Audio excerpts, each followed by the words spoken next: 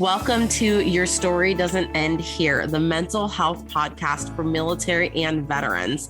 I'm your host, Rachel, and my mission with this podcast is to be a voice for those who don't have a voice, bring awareness to mental health issues, and provide value and solutions to help make life more abundant. Hey everyone, thank you for coming back for another episode. Today's guest is Miriah. She is a chief that joined the Navy in March 2013. She stayed in the Pacific Northwest her entire career aside from deployments, met her husband in the Navy. They've been married 3.5 years, but together for 5. They have 5 animals, 3 cats named Murderface, Toki, and Ripley, and 2 dogs named Shooter and Max. Miriah has her bachelor's in IT and graduates in July with her master's in business. Her hobbies are reading, true crime podcasts, hiking, camping, cooking, tattoos, and projects. Miriah, thank you so much for being on the show today. Hi, Rachel. I really appreciate the invite and allowing me to come and share my story. Yeah, so I'll let you just hop right into what you have to say, and we'll go from there. All right. So I guess I'll start from the beginning. So I grew up a small town farm girl in Southeast Ohio.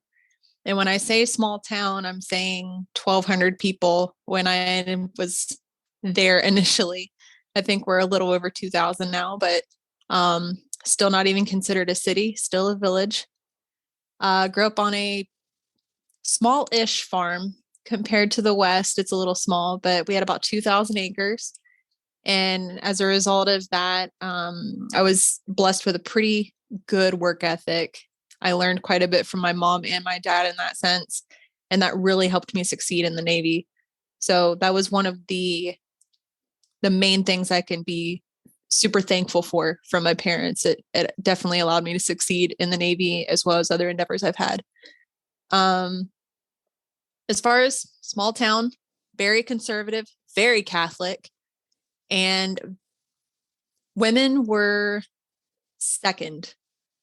That we were second to men in every aspect of the word. So when it came to decision making, men were in charge of the house. Women were kind of meant to be seen, not heard. Those types of things. Very old school mentality, and it left a mark, and it plays a part later in my story. So I feel the need to make note of that. I ended up moving to Idaho at 19. So the initial reason for this move was to take a job with the Army Corps of Engineers. And it was just for data entry. It was very entry level, sounds a lot cooler than it was.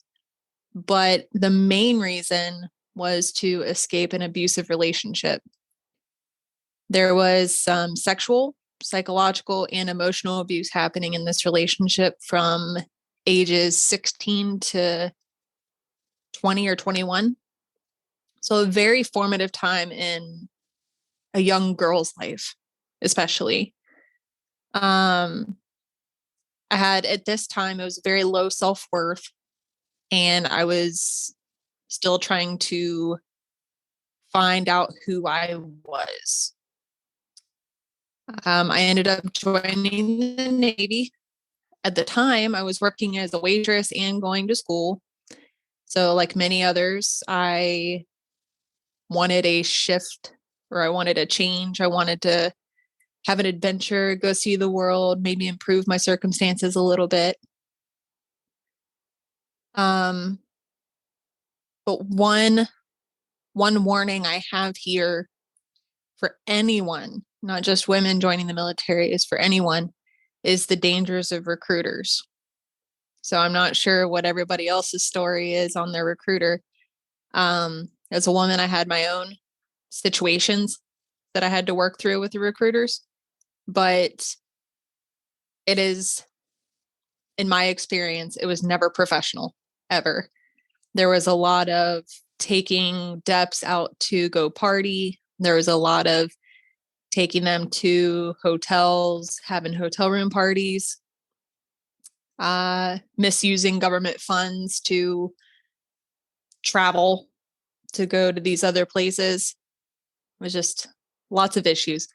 So when it comes to choosing a job and joining the military, anyone who wants to join, I would highly recommend that you actually talk to a service member and not a recruiter. I would have learned so much more, and I would have been able to have a lot of my questions answered instead of by someone who has no idea what they're talking about. At the time, I initially joined as an FC, so fire controlman. I really wanted to be the one to push that big red button. And then shifted to aviation electrician, and then finally settled on IT, but it was more of a strategic move because one, I knew nothing about computers. And two, I knew that there was a huge tech boom happening, and I figured that learning IT was probably a pretty smart move.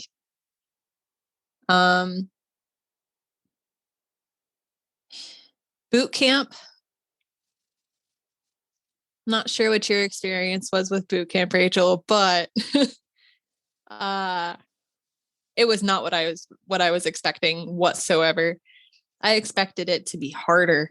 I expected it to, teach us some mental resilience. I expected us to become sailors. I had all of these grand notions about what boot camp was going to be like. And when I joined, it was right when North Korea was threatening to drop nukes. They were trying to shoot missiles. They were talking a lot of smack. Well, when this happened, I remember our division chief sitting us all down and warning us that we could very well go to war. And 3/4 of my division ended up in the bathrooms crying, saying, "This isn't what I signed up for." And I was flabbergasted. I didn't know what to say. And I think I was a little cold and calloused just from all of the abuse that I had suffered prior to the Navy. And I wasn't able to really commiserate with them all that much. I wasn't sure what your experiences were like. I'd be interested to hear what those are. Yeah, so for me in boot camp, I have a similar experience to you and not feeling like it was meeting my expectations. When I joined in 2015, I don't know how long it had been since they had really started the SAPR program and the Navy, and they'd really started hitting harder on sexual assaults. And so what I found is that a lot of the male leadership didn't know how to talk to females or to treat females. And so they were a lot easier on the females. I'd find that they would go to the male part of my division and, they would IT them, they would punish them with physical punishments, and then not like beating physical punishments, but like the workout. But then when it came to the females, it would be so much easier. And to me, it was a huge disappointment because I went in with this huge mentality of this is going to be the hardest thing that I've ever done in my life. But looking back in hindsight at the end, I felt like I had done harder things in my life prior to boot camp. So it's interesting that has kind of been the running thing. I don't know about people that recently have gone, but 2015, I feel like wasn't that long ago. And it was really disappointing, unfortunately. It's sad that we share that same mindset with it, that it was disappointing. I was definitely seeking some equality. I was seeking to be treated the same, that I am just as capable. Fortunately, we had some female RDCs, so they were hard. They challenged us, and I really appreciated it after the fact. You don't enjoy it during. Yeah, if I had the option to go back through boot camp, I wouldn't do it. Would not do it again. 0 out of 10, would not recommend. Then I remember going to A school. So ITA school was down in Pensacola, Florida. Super exciting little place. Very, very heavy military presence down there because the aviation community is down there. The ITs, the crippies. You got some nerds, some weirdos, and some jocks is pretty much the makeup of Pensacola. lots of DUIs, lots of just a very bad mental health situation down there, just constant drinking and very easy access to drugs. So I know that there was a lot of kids kicked out. I remember that there was a prostitution ring in my barracks. So that got intercepted and investigated pretty quickly. There was a meth lab in one of the rooms. Leave it to ITs and crippies. We're going to figure weird stuff out. What was the other one? There was one guy that would drive to Mississippi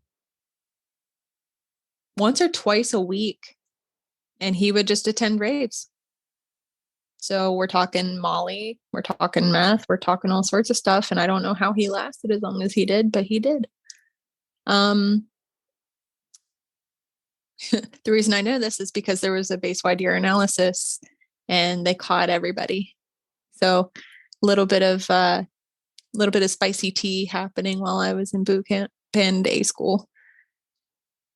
After about a year, gosh, I was almost in school a year and a half because I was a 6Y. So I did advanced technical. So I did a 4-year commitment and then I had a 2-year extension because I had a longer school. And I was originally trained as a radioman. So the way the IT stuff is set up is initial schooling, you learn how to be a nerd, and then you either continue on learning how to nerd more or you go to communication school. And I was one of the few that got chosen for the communication school. From there, I went to my first command, which was an expeditionary communications command. So we say expeditionary. The only reason is because they put 12 tons of gear on wheels and we had to move it all by hand. Therefore, it is mobile. I was terrified. I think that resonates with majority of people who are reporting to their first command. It's just straight terror. There's a lot of unknown expectations, and showing up to your new command, the boot camp does not prepare you for that in any case whatsoever. It's kind of like being in high school when they tell you college is going to be so strict.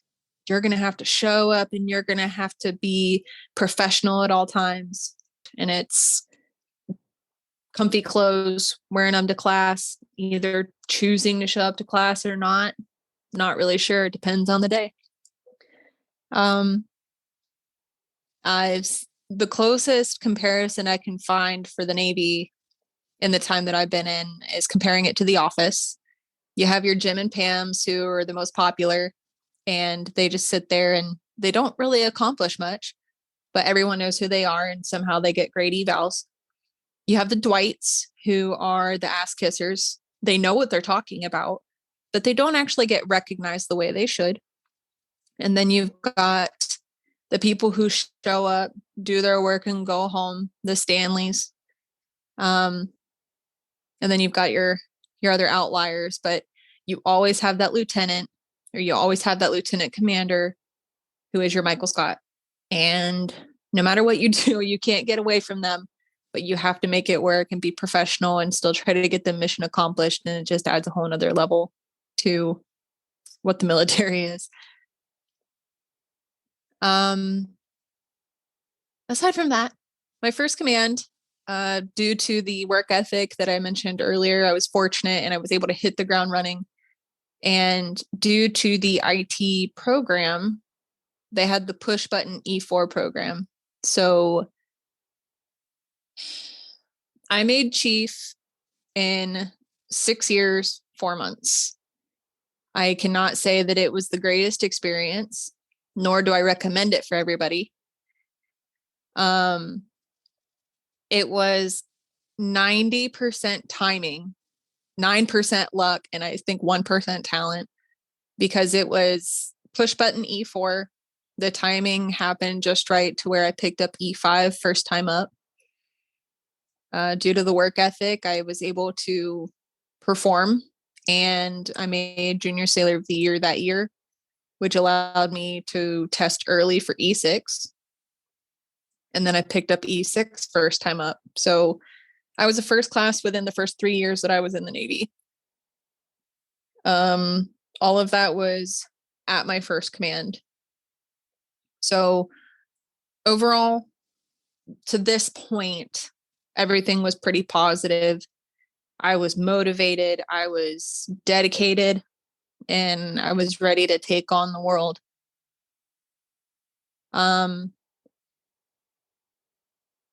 As a brand new first class, I was told to develop a professional relationship with my chief.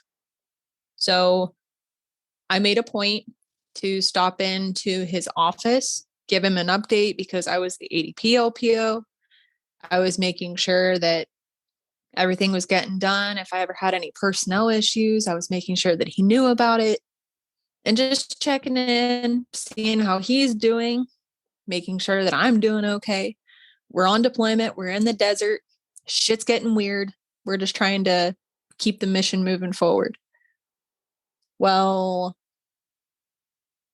I remember being in Bahrain and we were driving north to Manama, and it was just myself and the chief in the van. The chief was driving. And I remember the song that was on the radio, and I don't like to listen to it anymore. Not that it was a good song to begin with, but it just instantly takes me back there. I was fortunate in some cases that it wasn't as bad as many other women in the military, but apparently in my work to try and have a professional relationship with this person, they took it the wrong way. And he ended up putting his hand on my thigh while he was driving. And I remember telling him that if he had any sense in his brain that he would remove his hand. And he did for about 5 seconds. And then he put his hand back, but put it further up my thigh and closer to my groin to where like his pinky was touching my groin. I can't remember what happened after that. I don't know if I slapped him, like slapped his hand.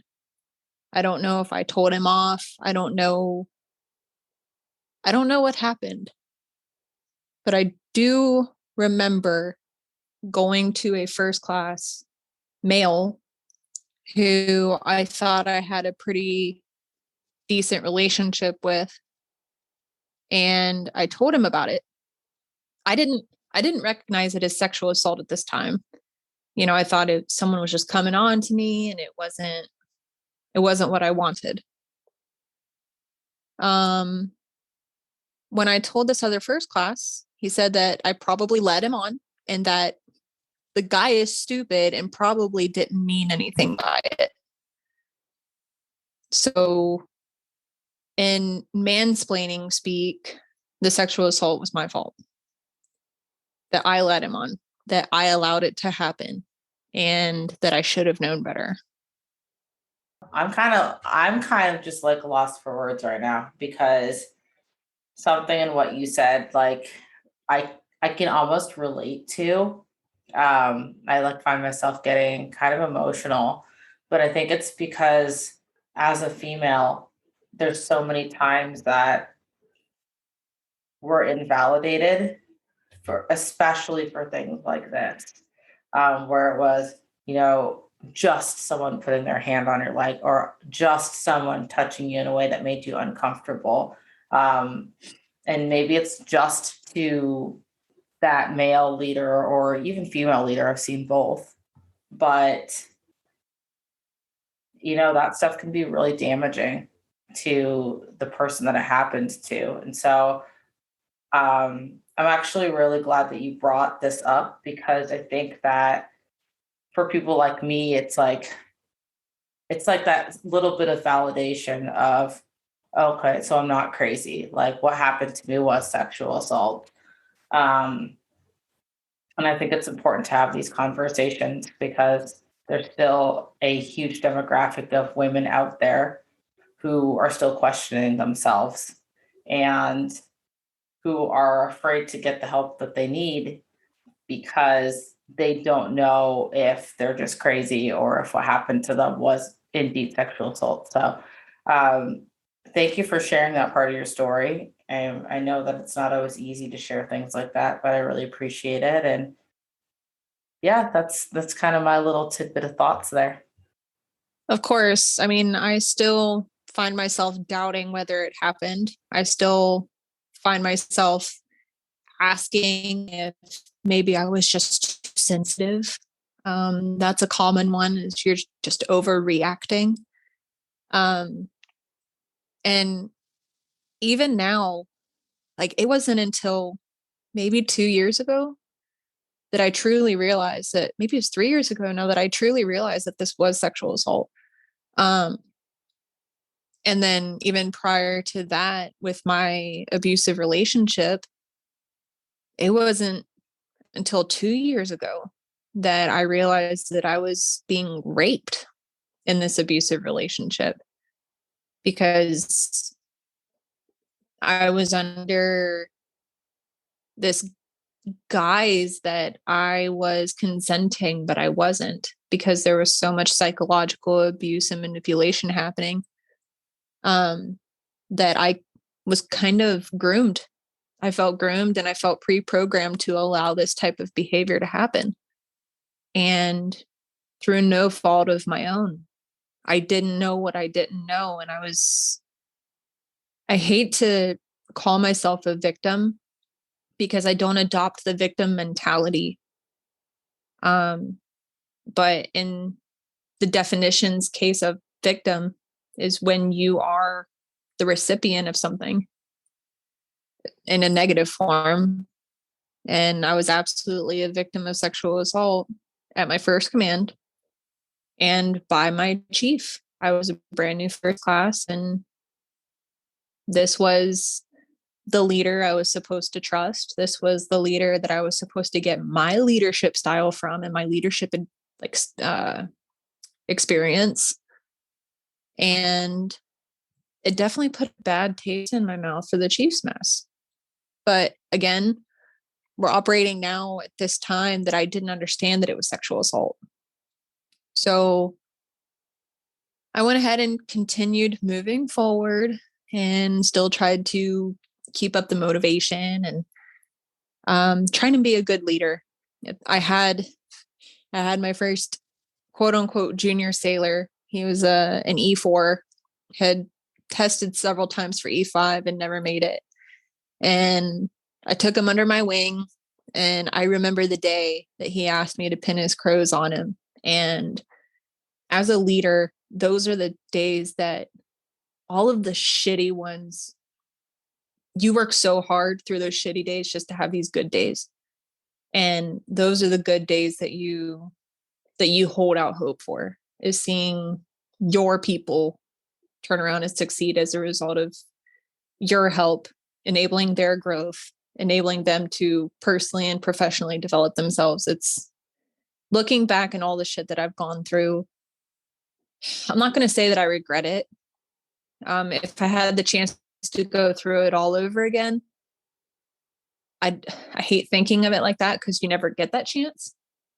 But I think I would, just to be able to make the positive impact that I have on the people that I have. I kind of did a positive note there just to continue on at this command, because there was some more just crap that happened that further just diminished my opinion of men in the military. I was submitting a package to go IA. And if anybody has not gone IA, it's an individual augmentee assignment. I am not certain if they're doing away with the program or not, but if it's still available, I would highly recommend it. specifically going to support DevGru.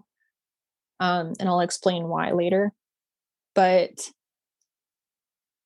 in this packet that it's thick. There's a lot of information that goes into this. It gets routed through the chain of command to your OIC or your skipper, and they make a determination on whether they're going to sign off on letting you go or not. Well, I had some personal health information in there that one of the men who happened to be our entire command LPO, he read through my personal health record and found my health information and told people about it. You know, that's not the first time I've heard of something like that happening. And I think that's why people are afraid to share personal things, even medical realm or not medical realm, with a lot of leaders in the Navy. Because like you said earlier, it's so much like this giant high school where people, like, there's no privacy. I've seen people go in confidence to leaders and tell them really, really personal things. And next day, the entire shop knows about it. I had a friend one time who, she was pregnant and she didn't want to announce it to anyone yet. And she had to tell the Navy because of work-related things, and literally had the opportunity to share that excitement with her peers and friends taken away from her because an LPO or a chief decided to put that out to the world. And so, unfortunately, your story of sharing privileged personal information is not the first story I've heard. And so it's heartbreaking every time. I don't think that I remember ever getting a training on not sharing other people's information. Maybe I did, I don't know, but you'd think it'd be common sense. I don't know. Yeah, I would think just like with Sapper, like, don't rate people, don't do things to people without their consent. Sharing personal health information that's not your own, I would feel is kind of self-explanatory, but my opinion on the Navy when it comes to the quality of people that it attracts, you have your outliers. You have people who are genuinely great people. And I've met some of the most amazing people in my life while serving in the military. I have to include my husband as one of them. I got pretty lucky with that one. But for all of the good ones, that's about 10% of the people. Because I would say majority are, one, trying to escape like a bad financial situation, maybe a domestic violence situation. Usually the military is just an escape route. And it's not a bad thing. I used it as an escape route, and it served its purpose at the time. But I think that, since there's no real interview process, you can't weed out the people who don't fit ahead of time. And it's unfortunate that a lot of those people tend to rise to the ranks of senior leadership. Yeah, I know, you're completely right. I can't think of how many horrible leaders that I had. And I think that, I don't know, I reflect a lot on how the military could do better and not get the shitty people in. But one thing that I noticed when I served is that all the good people that I knew, at least in like my first 4 years, all the good people that I served with usually get out in the beginning, and the good ones that stay in usually stay in for some larger purpose. Either like they have a why, like they really want to make the military career their entire life, or they want to be the change or something. But I don't know. I honestly don't know. I think that the recruiting process has a lot to do with it. From what I understand, recruiters are like pushed to get these numbers all the time. And I think when you're faced with a quota in any job, I think that that can allow for some toxic people to slip through the cracks. Um, but I also think that at MEPS, the process isn't great either. I don't know. Like, I think if I knew more about how the whole process worked, maybe I could give more insight in how to avoid having these shitty people in. But I think there's so much to it, the leadership aspect, teaching leadership, allowing the culture to be bad. It's such a multi-layered thing that is causing this toxicity to thrive. I'm not sure what your thoughts are on like that preventing the toxic leadership. I'd be curious to hear. Well, I think it is the proverbial onion. I think that there are so many layers to peel back to get to the root of the problem. I think if you take a step back, and this is all my personal musings, if we take a step back into the Navy of the World War I and World War II era, um, that was when people of color could join, but they were only limited to certain jobs. And then you were allowing women to join under waves, but only under certain jobs. The white men were saved for the jobs that were above these other people because the others were seen as inferior. Well, as we got later in the timeline for the Navy, where they started opening up and allowing different or more diversity into the naval quote unquote workforce, you still had those senior leaders who shared that mindset. Those senior leaders that tend to stay in longer tend to maintain those ideologies and keep them in the military longer than they should have ever been. They should have never been there, but just viewing people as livestock, as things, as numbers, as tasks to be completed, it's dehumanizing. And we're still trying to eradicate that. But I think that that type of mindset is still brought in MEPS. So they're numbers. We're not looking at them as people. We're not trying to find the best person for the job. We're not. So think of it like, I'm not sure how familiar you are with DevGru, so the development group. They screen candidates heavily, but it also costs a lot of money. In the regular military workforce, they don't have that kind of luxury. They spend all of this money on just numbers, getting the most amount of people in the quickest amount of time possible, the lowest investment in these people to get them in the position, on the job training, so they don't have to spend as much in A and C school. The unfortunate reality is that it's all about the bottom dollar.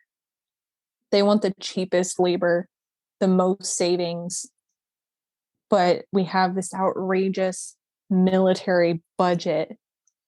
And I'm not sure if you've experienced this, but at the end of the year, some commands are hurting for money and they're saying we don't have any money.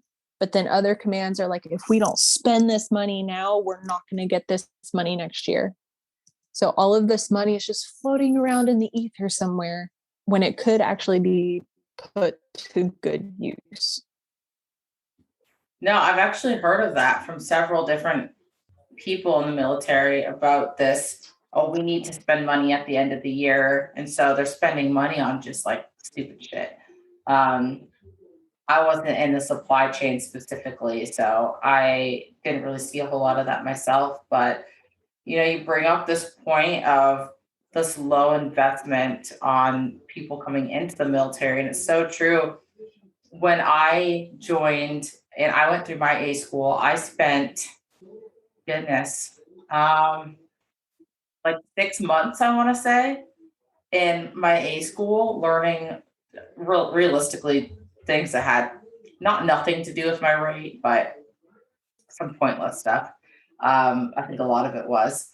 But then I remember as I was getting out of the military, there were E1s that were coming into my command. Like, and you advance from E1 to E2 in what I think 6 months. And so these people were spending very, very little time in their A schools. And same rate as me, same job, everything was the same. It's just that they were spending less time and expecting people to learn this on the job training.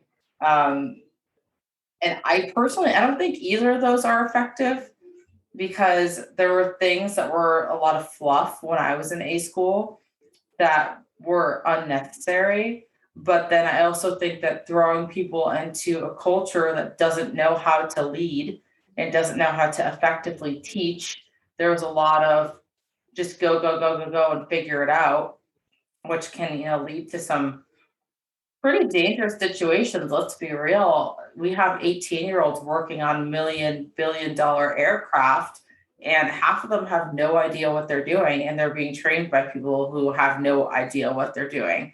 And it's a really, really scary thing to think about. But this idea of this low investment, it's so true and it's so rampant in the military. I'm not familiar with DEF Crew, but I know that there are a lot of special programs in the military that require extensive screening and require the right person. There's jobs in the military that require psychological screenings to be part of them. But then there's other jobs that you can go through MEPS and the recruiter just says, lie about this, this, and that, and you just get shooed right in. So there's such a huge disconnect here. But you're right. At the end of the day, it's just about the numbers because it's about making the organization look good. This huge Navy and the United States that's so powerful, but I don't even know. I don't even know. Like, we could literally talk about this for hours. It's such a problem. It's frustrating, right? Thinking how, you feel patriotic. Some people feel patriotic about joining the military. And I want to be this. What was some of the slogans? I want to be a global force for good. I want to be a part of something bigger. I want to be proud to be in America's greatest Navy. But then once they join, it's again like The Office. It is a business and it is about making money. Majority of the folks who join, they join for 4 years. And the military understands that they're not going to get a huge return on investment. So they want to give the lowest amount of training possible in the cheapest way possible to fill a role so that they don't lose money when these people end up leaving because of a poor work environment. And these poor work environments are usually solved with a new quote unquote initiative or a new program. Oh, people are raping each other. Let's start the SAPR program. Oh, well, people are having a hard time and there's a high rate of suicide. Let's do command resiliency teams. Let's do warrior toughness programs. And rather than, like what you said, the military doesn't, like, they're shitty leaders. There's extremely poor leadership. And the Navy is a force built on being reactive and not proactive. So instead of working on the work environment and decreasing the toxicity and increasing access to leadership development schools and actually learning how to lead, because those things are expensive, they're doing the politically accepted form of creating a program so that they can plaster, oh, well, we support equal diversity in the workforce. And we do that by sharing the Black History Month and Asian and Pacific Islanders Month and all of this other months and SAPR program and FAP program. Oh, well, we want to make sure that our families are healthy and there's a good work-life balance. And we want to make sure that husbands and wives don't beat each other and kids aren't neglected because of how hard the work environment is. And they're spending so much time away from home that they can't communicate to their spouses. They can't connect with their children. They have drinking problems. They have pornography problems. That's another one that's not talked about very much. That is incredibly crippling when it comes to mental health. And money problems. Going out and drinking every port visit they go to, they're not saving any money, causing all these problems. We're not trying to fix the root of the problem. We're trying to band-aid it. We're trying to placate the stakeholders in Congress. We're trying to display this power that we think we have. And I truly think that a business, because that's what this is, a business is only as good as its workers are happy. Happy workers do good work. And like you said, we could go around and around for hours and hours on this. And I have so many opinions. And I tried so very hard in the time that I was in to make a difference. I originally wanted to stay for those 20 years and to leave a positive mark and to make a difference in at least one sailor's life. And it got to the point where it took so much from me that I couldn't do it anymore. I had to finally put myself first, and I had to say enough was enough. And December is going to be my EAOS, and I intend to separate. I think that there's so many people that are just like you, you know? I think that there's so many people that have seen so much when it comes to like the shitty side of the military and the good side of the military. And you bring up so many really, really good points. One of them being that the Navy doesn't like to invest in leadership because of the return on investment. And the business aspect, when I joined BootCamp in 2015, I was actually told that they were in the process of trying to make the military more like corporate America. They were starting with the branches like the Air Force and the Navy, and then making their way to the Army, and then the Marine Corps was last because they figured that would be the hardest one to try to transition to corporate America. But in my opinion, there's a reason why the private sector and the military sector are different sectors. There's a reason why they're separated. And when you try to now intertwine these two sectors, but you're not going to take principles, like all the principles, I should say, now you have issues. Because if you look at the private sector and what they're doing, a lot of these workplaces are adopting things to make people happy because they understand, especially in this day and age, that you're right. Like the happy worker means that you're going to have a better environment. You're going to have that longevity. You're going to have better workers, better quality product out of those workers. And the military just doesn't have that because they don't invest into their people. You get those few select people who invest into people. But, one of the things that I was always told when I was in is if you were at one shitty command, they'd be like, oh, just wait till the next command and wait till the next command. And you have these people that end up just chasing commands for their entire career. And some of them are literally never happy until their last command. It's really sad. It's really sad. And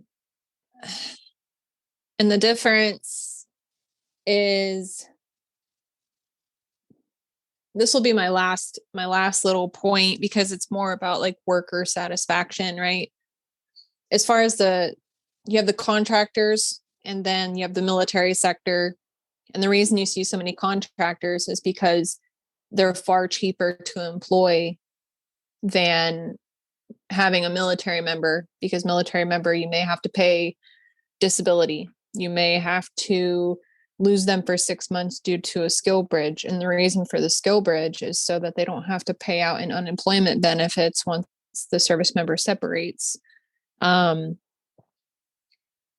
The physical readiness program, the only reason the physical readiness program exists isn't for physical fitness. It's for reduction of payouts for healthcare benefits. If they require you to maintain this certain level of fitness, that means that you're going to be healthier, which means fewer insurance claims, which means more money is saved for the military. There's always an ulterior motive for these programs. And it's sad. And once I came to that realization, my motivation and my job satisfaction just kind of plummeted. Especially when we had the big wigs come down for NAVI for the ITs, and saying that we're going to roll out all these brand new apps and all of these, My Navy Move and PCSing. You can do it all on your phone now. We have all these great plans. And I think it was a 2-star. It may have been a 3-star admiral.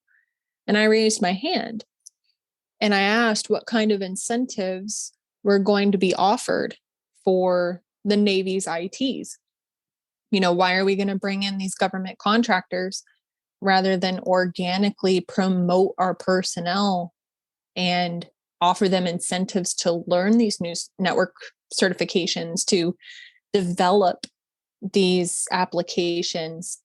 And they couldn't give me an answer. There was just a complete lack of give a shit. And from that point on, it was evident to me that we're placeholders. We are there to serve a purpose. And once the purpose is complete, you are a cog in a wheel. And it's unfortunate and it sucks to view it like that. But think of it this way. Its prevalence in the military, if we look at the mental health facility usage on base currently, I believe it had to have been like a 2 to 3 month wait to see not a mental health counselor, but a social worker. Another way of cutting corners. Instead of having a licensed mental health counselor, they would use clinical social workers. And then it may take you 2 to 3 months to see one, and you're only able to see them once every couple weeks, but they're not able to diagnose. They're not able to prescribe. They're not able to help you, and except of just being an objective ear. And now just the work environment is bleeding over so much that there was another mass quit of mental health workers over on base. And now mental health can only support those in like suicidal mode, that they are in a mental health crisis. They can't support anybody come in for just regular counseling. Both of the psychiatrists retired at the same time, and there was no backfill. Like, what kind of message does this send to the sailors today? Wow. That's bad. Because I know the base they're talking about, and I knew that there was already a shortage of mental health workers. And I knew about one of the psychiatrists retiring. But what's crazy is I knew about this over a year ago. So if I knew about this over a year ago, I know damn well that the clinic knew about it long before I knew about it. And they should have hired replacements. But I know that mental health isn't a priority for the military. And I was actually told by, I want to say it was my psychiatrist at the time when I was in, that They just need to get people, they just need to get that check mark of, what is it? Mission ready or fully, I can't remember the exact verbiage, but basically they just need to get people okay enough so that they can perform the job. And you're right, it sends this horrible message to people because for a job as stressful as the Navy or any branch of the military, for matter of fact, there should be, in my opinion, a licensed mental health counselor available at the ready for every single service member. And I know it sounds like a lot, but at the end of the day, I think that if everyone had someone to just talk to in some capacity, whether it's a clinical capacity or maybe they just need someone to talk to about a stressful day or a stressful deployment, or maybe stuff is going at home without these repercussions of you're going to lose your job. Again, another thing that's multi-layered here, but just having someone and knowing that, hey, you work for a job that really cares about you so much that they're going to invest into you. I think that the retention numbers would be a lot higher. And you hear constantly the military wants to take care of its own. That's another thing that I heard when I was in. We don't approve referrals out in town because we want to take care of our own. I actually laughed when I heard that because I remember looking at the person that said it and I'm like, but you're not. You're not taking care of your own. So how can you look me in the eye and tell me that you cannot refer?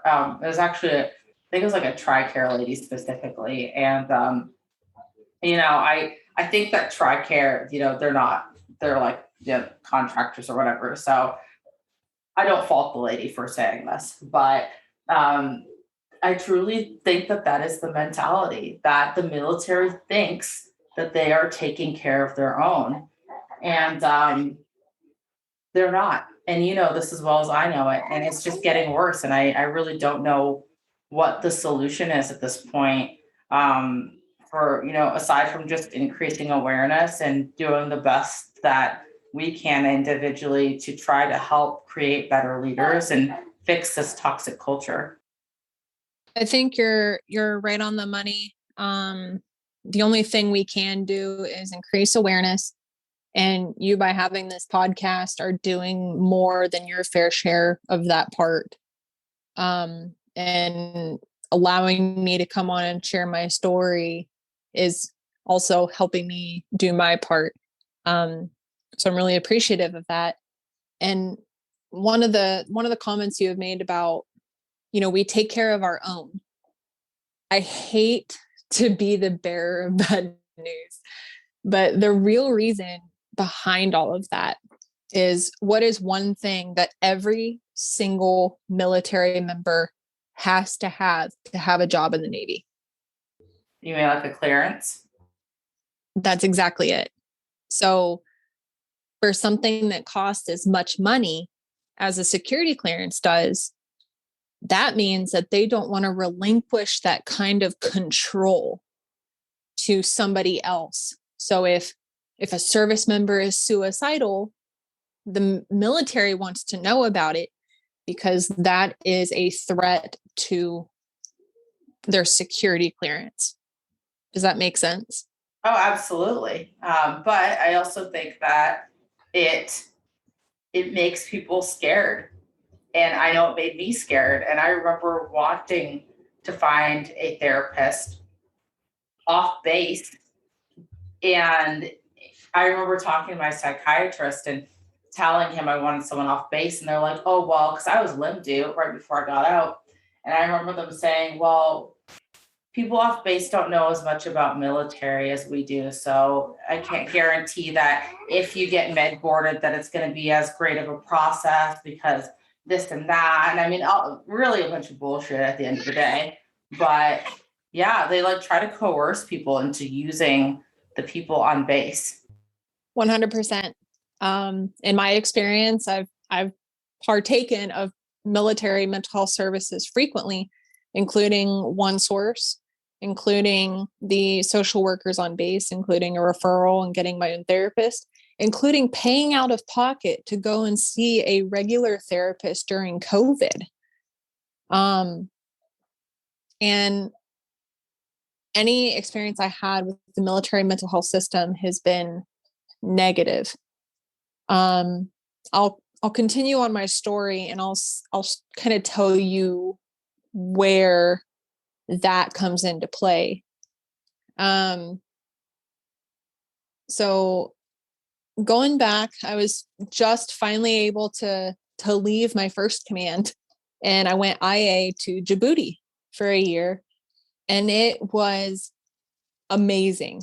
It reinvigorated my motivation, my work ethic. I was taken seriously.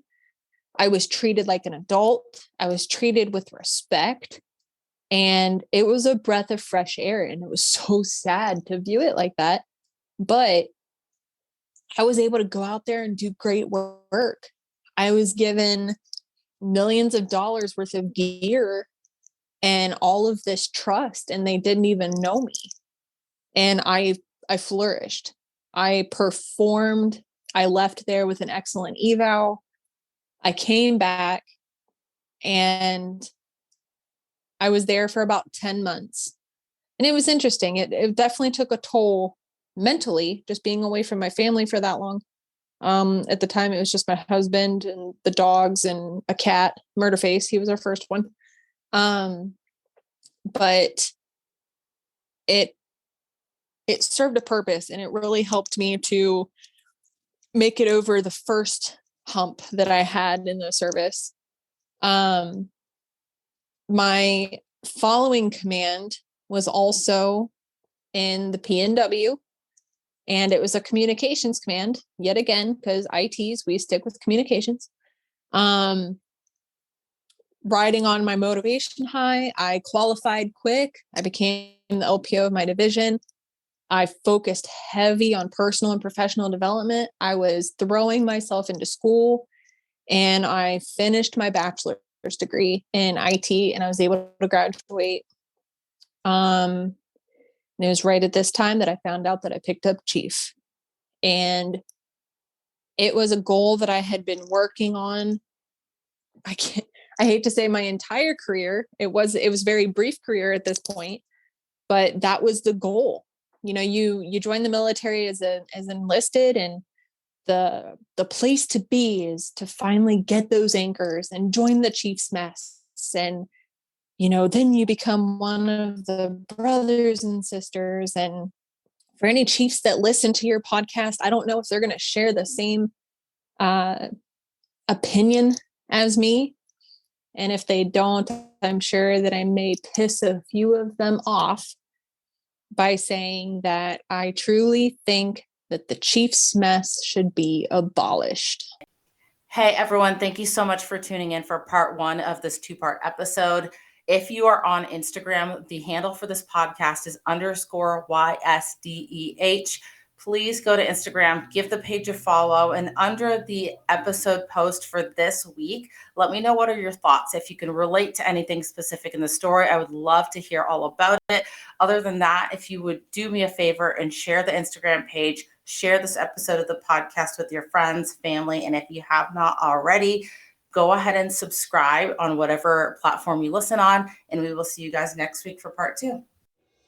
Thank you so much for taking the time to listen in today. Each week, I'll be bringing you value in the mental health space and its direct impact on service members and veterans.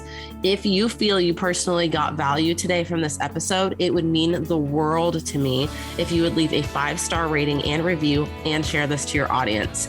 Until next time, remember, your story matters, your mental health matters, and your story doesn't end here.